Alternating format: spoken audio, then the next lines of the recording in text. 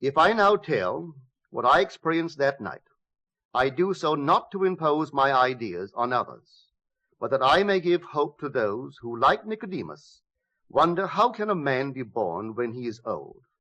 How can he enter a second time into his mother's womb and be born? How can this be? Well, this is how it happened to me.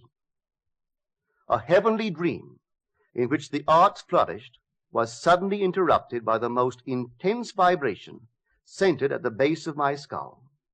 Then a drama as real as those I experience when I am fully awake began to unfold. I felt myself within my skull, trying to force my way out through its base. Something gave way, and I felt myself move, head downward, through the base of my skull. I squeezed myself out, inch by inch. When I was almost out, I held what I took to be the foot of the bed, and pulled the remaining portion of me out of my skull. There on the floor, I laid for a few seconds. Then I rose and looked at my body on the bed. It was lying on its back and tossing from side to side like one in recovery from a great ordeal. As I contemplated it, hoping that it would not fall off the bed, I became aware that the vibration which started the whole drama was not only in my head, but now was also coming from the corner of the room. As I looked over to the corner and wondered if that vibration could be caused by a very high wind, a wind strong enough to vibrate the window, I could not believe that the vibration which I still felt within my head was related to that which seemed to be coming from the corner of the room. Looking back to the bed, I discovered that my body was gone, but in its place sat my three oldest brothers. My oldest brother sat where the head was. My second and third brothers sat where the feet were. None seemed to be aware of me, although I was aware of them and could discern their thoughts. I suddenly became aware of the reality of my own invisibility. I noticed that they too were disturbed by the vibration coming from the corner of the room. My third brother was the most disturbed and went over to investigate the cause of the disturbance. His attention was attracted by something on the floor, and looking down, he announced, "It is Neville's baby."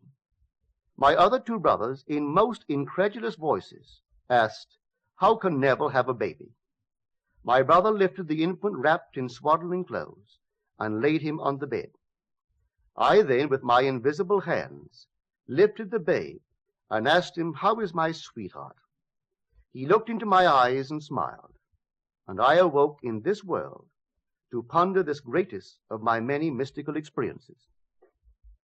One other vision I will tell, because it bears out the truth of my assertion that the Bible is mystical fact, that everything written about the promised child is in the law of Moses and the prophets and the Psalms, and it must be mystically experienced in the imagination of the individual. The child's birth is a sign and a portent, signaling the resurrection of the patriarchs in the imagination of him in whom the child is born. 6 months after the birth of the child, a vibration similar to the one which preceded his birth started in my head. This time, its intensity was centered at the top of my head. Then came a sudden explosion, and I found myself in a modestly furnished room. There, leaning against the side of an open door, was my son David of biblical fame. He was a lad about 12 years old.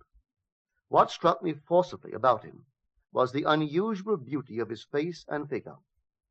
He was, as he is described in the first book of Samuel, ruddy, with beautiful eyes, and very handsome.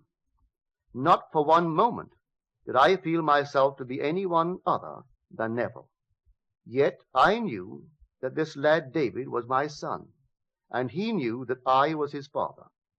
As I sat there contemplating the beauty of my son, the vision faded, and I awoke. What conclusion can be reached from these mystical experiences of the chamber of man's imagery? In man's imagination are engraven every patriarch and character in the Old Testament. and that after the birth of the child, out of the skull of man, signifying that man's rebirth from above, there will begin the resurrection of the patriarchs. Each in his turn will be revealed as the son of the man who resurrects him. When all are resurrected from the dead, that man in whom they are resurrected will know himself to be of the Elohim, the God who became man, that man may become God.